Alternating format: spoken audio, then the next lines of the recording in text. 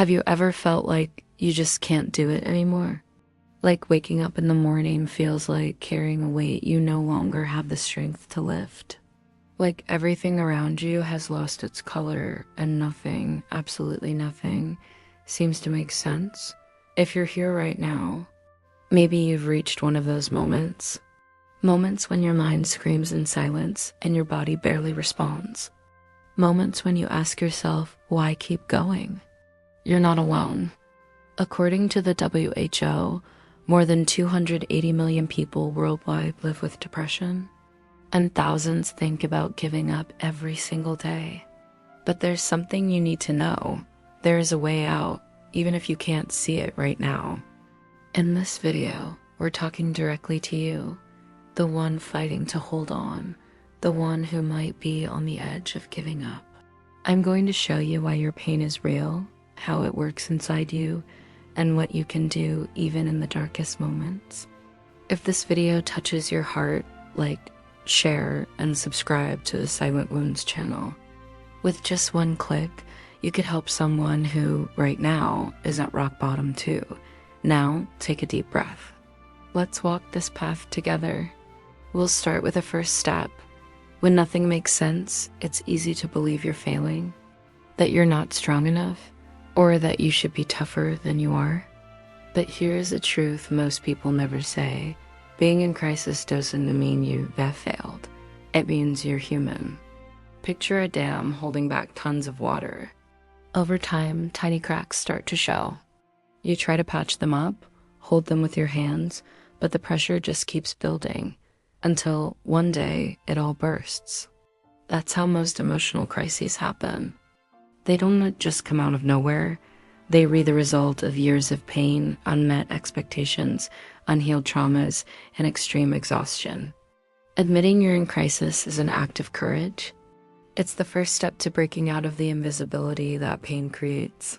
You don't have to understand exactly what you're feeling, but admitting to yourself, I'm not okay and I need help, already breaks the cycle of isolation. Many people feel ashamed to say they're struggling. They think others won't understand, that it's a sign of weakness.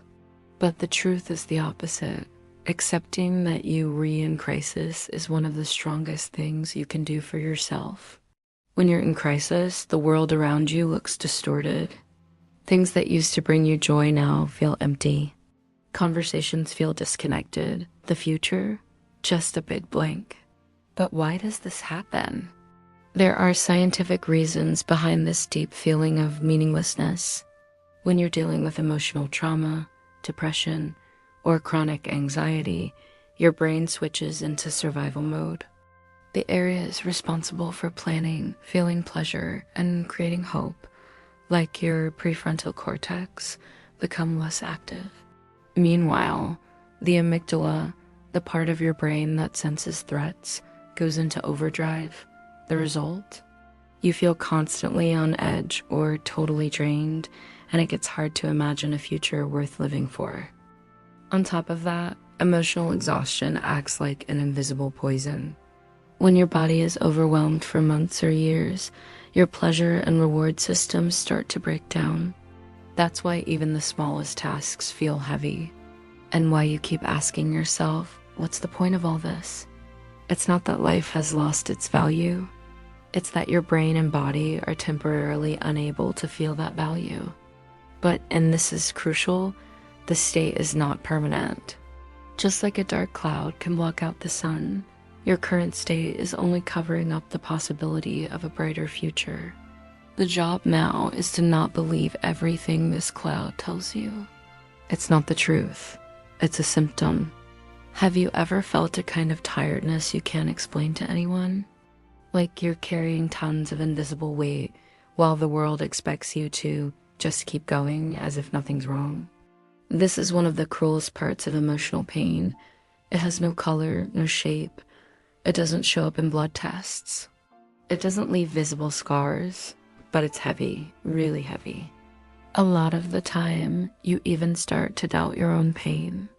Thoughts like, there are people going through worse things, or I should be stronger, only feed the shame and isolation. But here's something important. Pain can't be measured. Pain is felt, and if it feels unbearable to you, that's real. That matters. There is also one more thing that makes this invisible weight even heavier: the feeling of loneliness.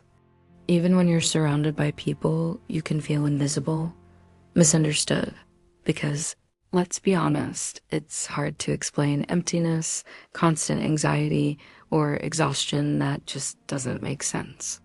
But here's the truth you need to hear. You're not exaggerating. You're not making it up. Your suffering is real. Validating your own pain is a crucial step to lightening some of that weight.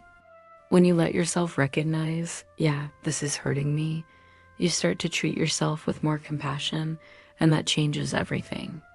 Remember, carrying this weight isn't weakness, it's survival. And now, together, we're going to learn how to lighten this load a little. When everything feels dark and hopeless, it's natural to freeze up. You feel like you can't handle even the smallest tasks. Sometimes just getting out of bed feels impossible. And you know what? It's okay to feel that way. But it's exactly in these moments that you need to learn how to take small, almost invisible steps that can make a huge difference. Let me show you a few simple strategies you can use in your hardest moments. 1. Emergency breathing. When anxiety or despair takes over, stop everything for a second and try this. Breathe in through your nose for a count of 4. Hold your breath for a count of 4. Breathe out through your mouth for a count of 6. Repeat this for 1 or 2 minutes. This simple exercise helps calm your nervous system and reduce panic. 2. Physical anchors. When your mind is spinning, bring your focus back to your body. Touch a cold surface, feel the texture of an object, or plant your feet firmly on the ground and notice the contact. This helps anchor you in the present and interrupts catastrophic thinking. 3. The just for today exercise. When thinking about the future feels unbearable, focus on the present moment. Tell yourself, just for today, I'm going to try to take care of myself. Just for today, I'll breathe. Just for today, I'll keep going. Shrinking your worry horizon makes things more manageable. 4. Breaking the paralysis cycle. When everything freezes, choose the smallest action possible. Drink a glass of water, open a window, send a message to someone you trust. Every tiny action sends a signal to your brain that you're still here, still fighting, and that matters a lot.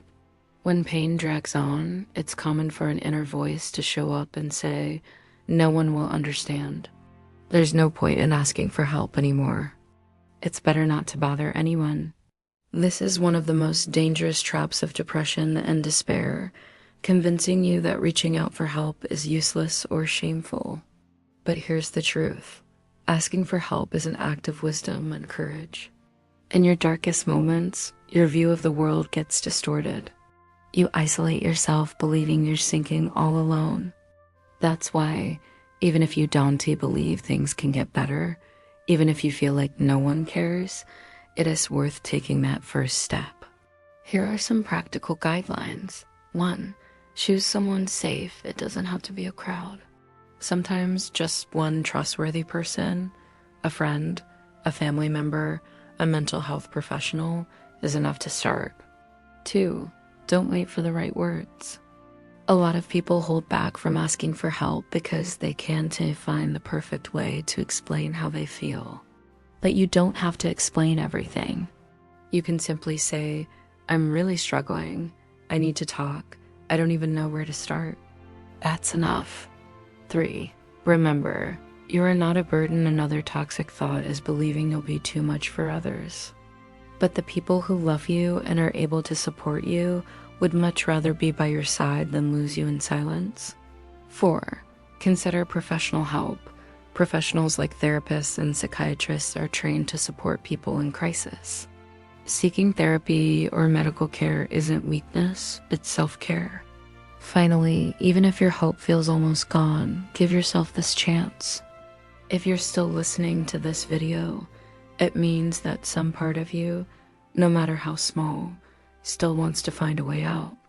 Honor that part. It's precious.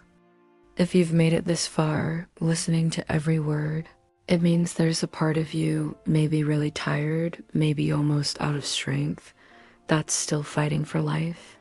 And that is already a miracle. Maybe you're feeling like there's no point in going on, that there's no more hope, that no one can ever understand what's happening inside you, that it would be easier to just disappear. But listen closely, what you're feeling right now is a state.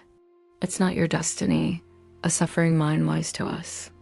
It convinces us that the emptiness is all there is, when in reality, it's just a fog that can lift one day.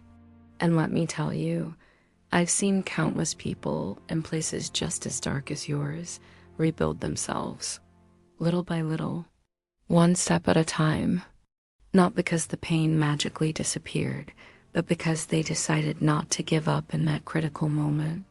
So if today you feel like you have no strength left, you don't have to fix everything. You don't have to see the whole future. You just need to choose not to give up right now, not today. Allow yourself to live one more day, one more night, one more sunrise. Allow yourself to reach out for help. Allow yourself to feel, even if it hurts, you matter. Your life has value, even if you can't see that right now. And to help you get through this moment, here's a simple practice. Prayer, breathing, self-hug, guided breathing. Inhale deeply, counting to 4. Hold your breath for 4 seconds. Exhale slowly, counting to 6. Repeat for 3 to 5 cycles.